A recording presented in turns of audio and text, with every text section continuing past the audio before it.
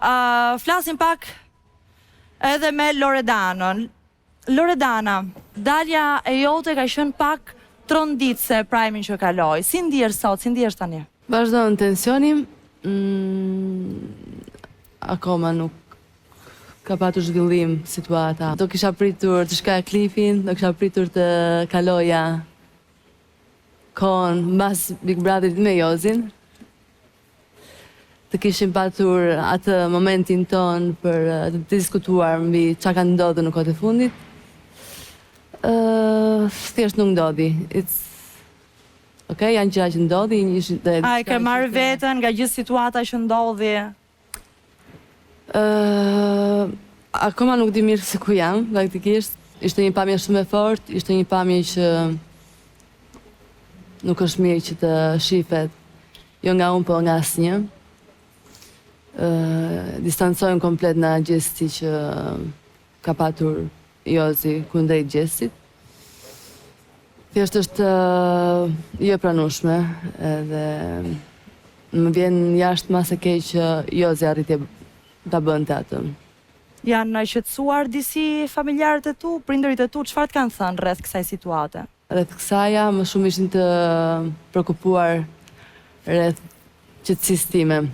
A pendohesh sot për rrugtimin tënd që ke pas ai shumë momente me Jozin, ke ndarë ai shumë me të? Nuk pendojmë për asgjë në jetë. Gjithçka ndodh për një arsye edhe do të shkonte kështu. Kështu që po të ktheje pas, do të bëhet të njëjtat hapa, të njëjtit rrugtim. Ndoshta jo, po, do të thosha po. Të njëjti rrugtim.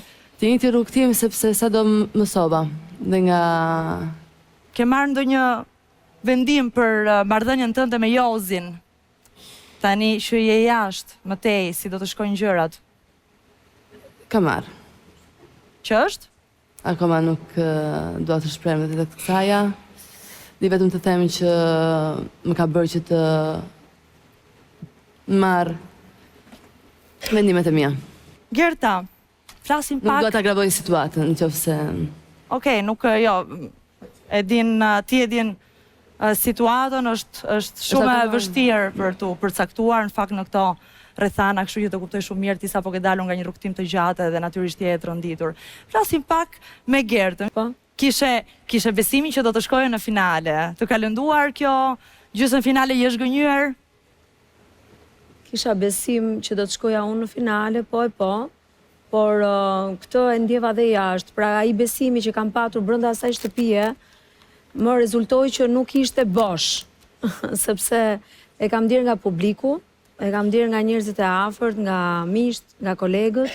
Çfarë të bëri të humbje përballë Eglit? Fakti që humbe përballë Eglit, çfarë mendoj që të ka penalizuar për të prekur finalen? Nuk e di, ja do dëgjoj opinionistët këtu dhe do kuptoj diçka.